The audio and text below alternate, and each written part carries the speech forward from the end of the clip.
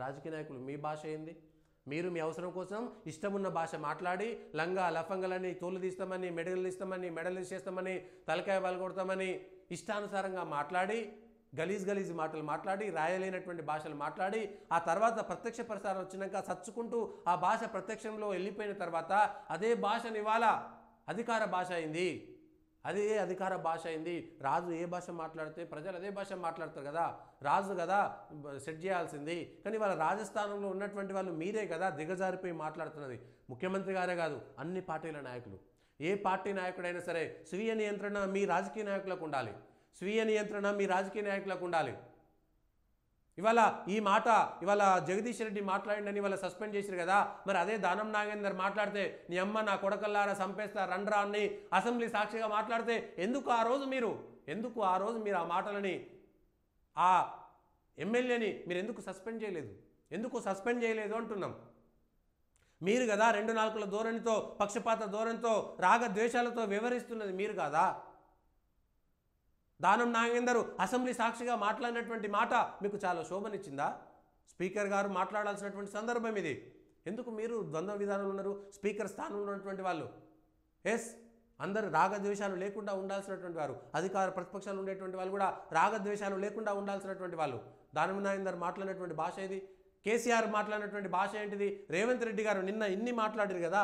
రేవంత్ రెడ్డి గారు భాష దరిద్రంగా ఉందని చెప్పి మీరు మాట్లాడినటువంటి భాష ఎట్లుందండి? ఇది మీరే మాట్లాడారు. సంఘాల నాయకులను కూడా అడుగుతున్నా, ఎవరో జర్నలిస్టులు లిస్ట్ ఇవ్వండి. జర్నలిస్ట్ అనే పదానికి డెఫినేషన్ ఏంటో ఇవ్వండి, ఆ లిస్ట్ ఇవ్వండి. ఆ లిస్టులో ఉన్నది తప్పు చేస్తే ఏం శిక్షిస్తారో మీరు నిర్ణయించండి. ఆ లిస్టులో లేనాడు జర్నలిస్ట్ కాదు, జర్నలిస్ట్ కాదు క్రిమినల్ అవుతుందనే చూస్తాము. ఆ క్రిమినల్స్ ఎట్లా జవాబు చెప్పాలో గట్లనే చెప్తాం. మూసిగేసుకొని వస్తే ముసుగు ఊడదీకి బట్టలు గుడ్డలు ఊడదీసి కొడతా అని చెప్తున్నాను. బట్టలు ఊడదీసి గుడ్డలు ఊడదీసి కొడతా అని ఒక ముఖ్యమంత్రి గారు అసెంబ్లీ సాక్షిగా మాట్లాడవచ్చా? ఎవరైనా ఉండొచ్చు. నేనేమంటున్నా, మీరు సెట్ చేయండి ఫస్ట్.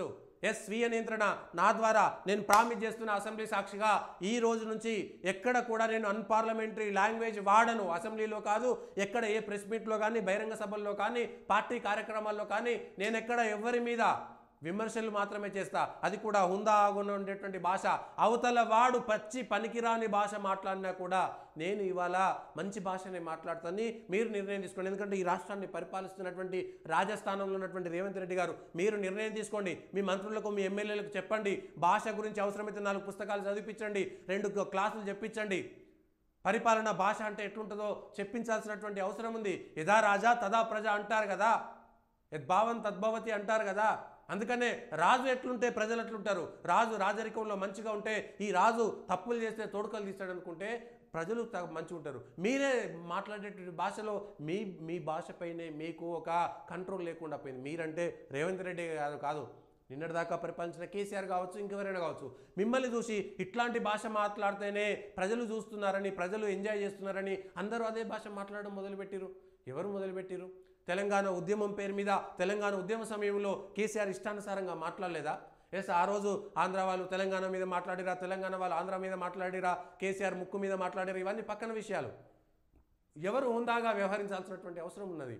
రాజశేఖర రెడ్డి ఈటల రాజేంద్రను తిట్టలేదా? చంద్రబాబు నాయుడు రాజశేఖర రెడ్డిని అనలేదా? చంద్రబాబు నాయుడు నరేంద్ర మోడీని అనలేదా? అసెంబ్లీ సాక్షిగా పెండ్లాన్ని చూసుకోలేనటువంటి వాడు, భార్యను చూసుకోలేనటువంటి వాడు దేశాన్ని చూస్తాడనేటువంటి దిగజారినటువంటి మాట చంద్రబాబు నాయుడు మాట్లాడలేదా? ఇవాళ అదే బీజేపీతో పొత్తు పెట్టుకోలేదా? అదే నరేంద్ర మోడీతో కాదంటే రాజకీయాల్లో మీరు ఏది చేసినా మంచిదే, మీరు ఏదైనా చేసుకుంటారు, కానీ ప్రజలు మాత్రం పిచ్చోలా. మరి ఇదే సమాజంలో ప్రజలే దేవుళ్ళు, వాళ్ళ ఓట్ల ద్వారా గెలిచినమన్నటువంటి మీరు ప్రజలు మాట్లాడితే మాత్రం వాళ్ళకెందుకు శిక్షలు ఉంటాయి, మీకెందుకు శిక్షలు ఉండయండి? మీరు తోడకలు ఊడదీస్తా, మీరు బట్టలు ఊడదీస్తా, మీరు పేగులు మొడలేస్తా, లంగాలు లఫంగాలు లోఫర్లు ట్రాక్టర్ డ్రైవర్లు ముడ్డిగడిగిరా, మూతిగడిగిరా, మందు కలిపిరా, లేకపోతే 6 ముక్కలతో కొడక రండ కేంద్ర మంత్రి అని మాట్లాడినటువంటి మీరు ఇవాళ అదే భాష ప్రజలు మాట్లాడితే, ప్రజలు మిమ్మల్ని ఉద్దేశించి మాట్లాడితే మీకు మాత్రం ఎందుకు కోపం వస్తున్నది? ఇగో ఇక్కడ మనం చర్చించాల్సినటువంటి అవసరం.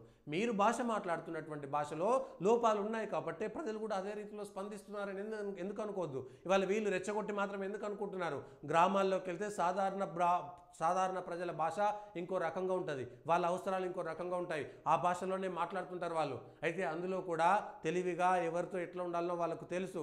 కానీ రాజకీయ నాయకులే దిగజారిపోయారు కాబట్టి ప్రజలు కూడా అట్లనే ఉన్నారు. ప్రజల తప్పు కాదు, ప్రజల తప్పు కాదు అంటున్నాను ఈ మాట. ఎవరు ఇవాళ నియంత్రణ చేయాల్సినటువంటి స్థానంలో ఉన్నటువంటి ప్రభుత్వం కదా నియంత్రణ చేయడంలో వైఫల్యం చెందింది. ఇదేనా మీరు మాట్లాడినటువంటి భాష? ఎస్ రేవంత్ రెడ్డి గారు, మీరు ముఖ్యమంత్రి స్థాయిలో ఉన్నారు.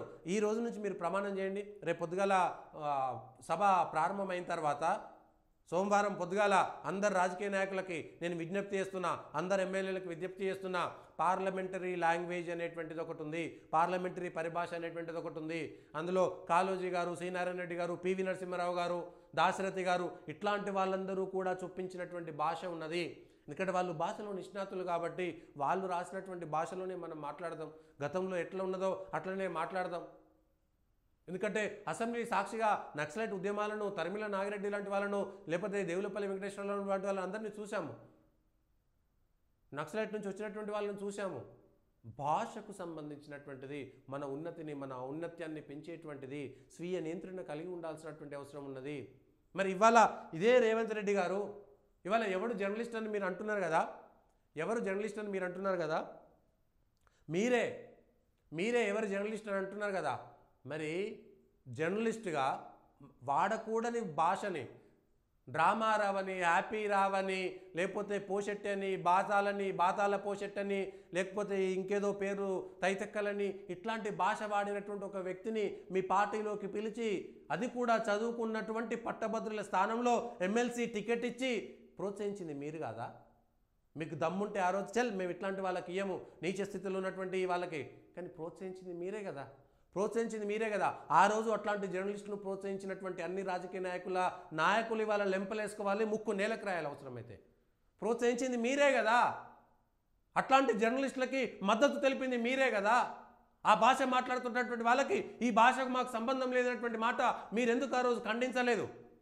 ఎస్ మేము ఏ పార్టీలో ఉన్నా కూడా ఈ భాషను మేము ఖండిస్తామని మీరు ఆ రోజు ఎందుకు మాట్లాడలేకపోయారు? ప్రతిపక్షంలో ఉన్నటువంటి మీరు ఎందుకు మాట్లాడలేకపోయారు? కానీ ఆ రోజు మీరు ఆనందంగా ఎంజాయ్ చేస్తూ చప్పట్లు కొట్టి ప్రోత్సహించింది మీరే కదా.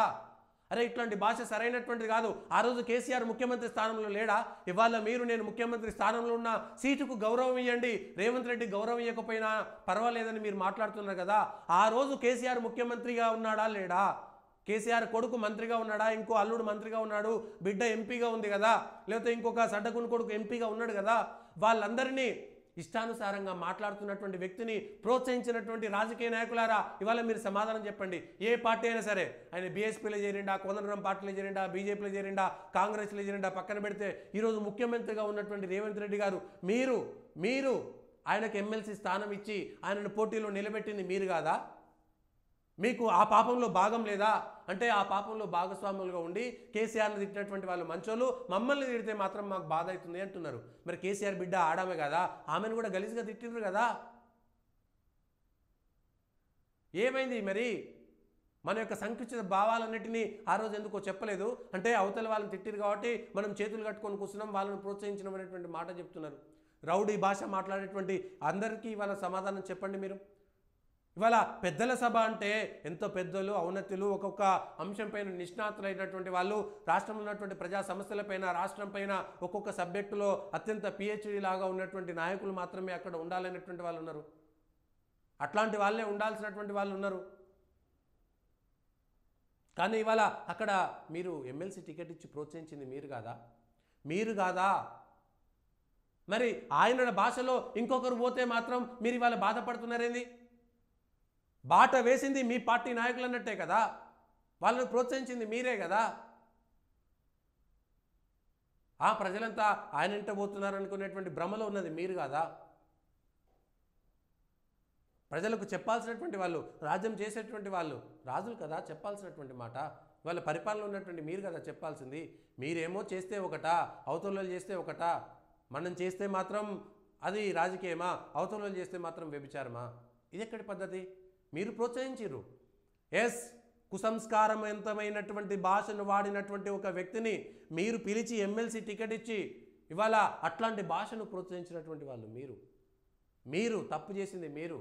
ఇవాళ మీ దగ్గరకు వచ్చేసరికి మీ కాళ్ళ కింద నీళ్లు కదులుతున్నప్పుడు మీకు ఇప్పుడు బాధ అనిపిస్తుందే?